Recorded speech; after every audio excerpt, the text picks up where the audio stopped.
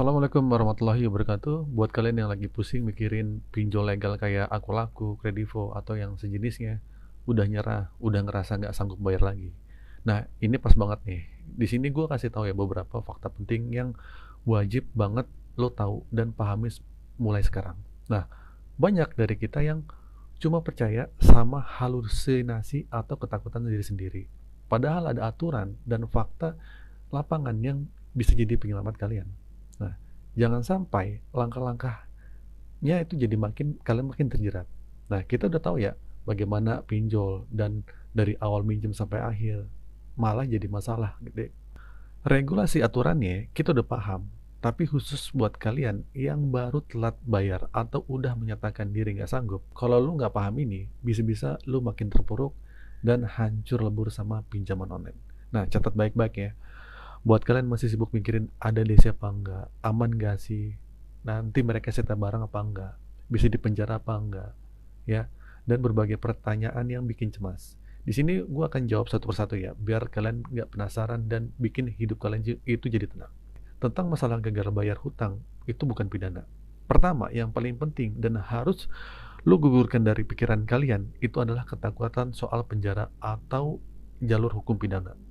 Gini loh, kalau lu menyatakan tidak mampu bayar hutang, itu sudah dijelaskan pada pasal 19 ayat 2 Undang-Undang HAM yang bilang tidak ada seorang pun yang bisa dihukum, dipidana karena tidak mampu bayar hutang.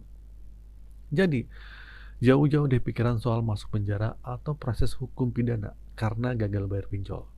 Nah, yang terus selanjutnya, jujur dan terbuka itu ternyata menyelamatkan. Nah, ini nih yang sering banget jadi akar masalah. Lu selalu fokus mikirin ada DC yang datang apa enggak, ya. Sebenarnya ini perkara simple banget. Kenapa gue bilang simple? Karena masalah utamanya itu lu gak mampu jujur dan gak mampu terbuka. Mungkin lu gak pingin orang tua lu tahu atau suami atau istri lu tahu. Makanya lu mati-matian cari jawaban soal kedatangan DC lapangan. Padahal gue minta ya buat jujur dan terbuka aja. Itu bakal menyelamatkan hidup kalian. Kalau kalian nggak jujur dan terbuka, hutang lu tuh nggak bakal gede. Bukan cuma karena bunga atau denda, tapi karena lu akan didorong buat gali lubang tutup lubang. Dan DC akan terus mendesak itu. Mendesak dan menekan buat perpanjangan, buat mencicil dan pelunasan. Kalau lu nggak lakuin itu, mereka akan bilang mau datang ke rumah. Nah, saat itulah jantung lu akan deg-degan. Dan ketakutan dengar kata kunjungan, datang, pihak ketiga. Nah, ketakutan inilah yang akan dimanfaatkan sama mereka. Makanya secepatnya jujur dan terbuka sama orang-orang terdekat. Biar ketakutan soal DC atau FC lapangan yang datang itu akhirnya gugur. Sekarang peraturannya, satu orang itu cuma boleh pinjam di 3 pinjol aja. Nah, ini hal yang paling penting dan wajib kalian pahami. Nah, satu orang cuma boleh pinjam di 3 pinjol. Nah, ini tertuang pada POJK nomor 19 tahun 2023. Aturan ini wajib dipatuhi oleh penyelenggara pinjol dan pelaku usaha jasa keuangan. Jadi, kalau lu punya pinjaman lebih dari 3 aplikasi sejak Januari 2024, coret aplikasinya dan laporkan ke AFPI atau langsung ke OJK. Simpan bukti pelaporan lu dan lihat apa jawaban mereka nanti. Karena AFPI sendiri cukup geram dengan banyak kasus gagal bayar. Sekarang kita buktikan ya, apakah POJK nomor 19 ini benar-benar jalan atau enggak. Ini bukan aturan baru. Ini adalah aturan berdasarkan Fintech Data Center atau Pusat Data Fintech Lending yang seharusnya sudah digunakan sejak 2019. Fintech Data Center ini jadi patokan buat pinjol sebelum mencarikan dana ke calon nasabah, supaya mereka perhatian banget kemampuan nasabahnya buat balikin dananya. Jadi, jangan mau disalahin sepihak. Kalau lu pinjam lebih dari 3 aplikasi, OJK atau sosial media sering bilang masyarakat tuh nggak tahu diri, pinjam banyak nggak mau bayar.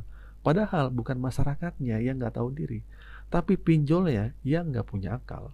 Udah ada aturannya, udah ada fintech data centernya. Kenapa orang-orang yang pinjam lebih dari itu yang ditentukan masih dicairkan dananya? Oke, gue tahu ya, lu pinjam dalam keadaan terdesak, butuh dana instan atau darurat. Tapi ada juga yang sengaja pinjam buat kejahatan. Nah, kasus buat lu yang di channel ini, jangan mau diperbodoh. Kalau lu dicairin lebih dari 3 aplikasi, itu bukan salah kalian. Itu salah penyelenggara pinjolnya. Udah tahu ada batasan 3 aplikasi, kenapa masih bisa dicairkan?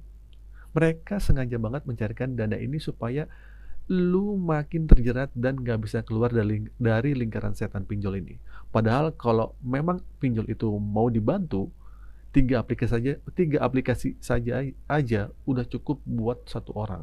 Nggak usah sampai 10, 15, 20, tapi nyatanya tetap dicairkan. Terus tentang masalah pinjol itu cuma bisa akses ke kamera, mikrofon, dan lokasi. Ini juga penting banget.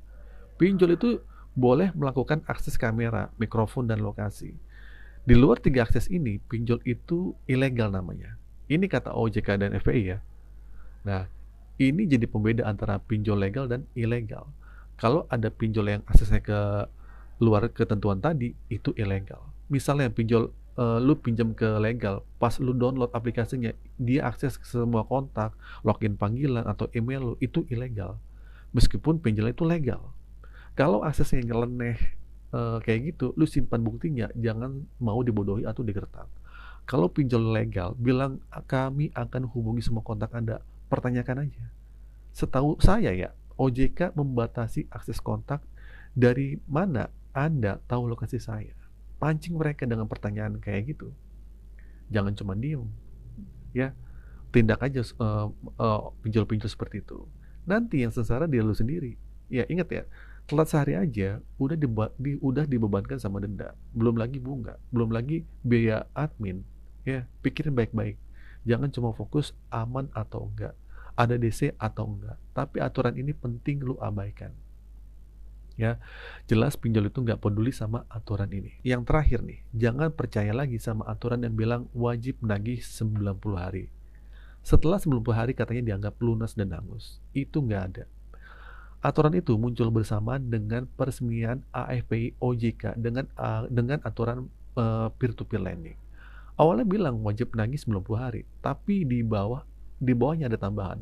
Setelah 90 hari, hutang bukan lunas atau hangus, melainkan pinjol masih bisa menjalin kerjasama dengan pihak ketiga atau lawyer.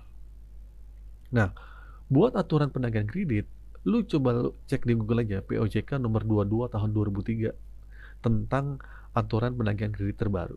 Pahami semuanya deh. Dan yang paling bikin takut juga adalah penyebaran data di luar kontak darurat. Nah, sesuai POJK nomor 19 2023, itu cuma bukan mengkonfirmasi keberadaan itu cuma buat mengkonfirmasi keberadaan debitur. Kalau debitur itu nggak bisa dihubungi, bukan sasaran buat penagihan. Dan sebelum nomor itu disetujui sebagai kontak darurat kalian, pihak pinjol harus menghubungi pemilik nomor tersebut buat diminta persetujuan dan konfirmasi, dan itu pun harus didokumentasikan. Jadi, nggak ada cerita penyebaran data ke sana ke sini.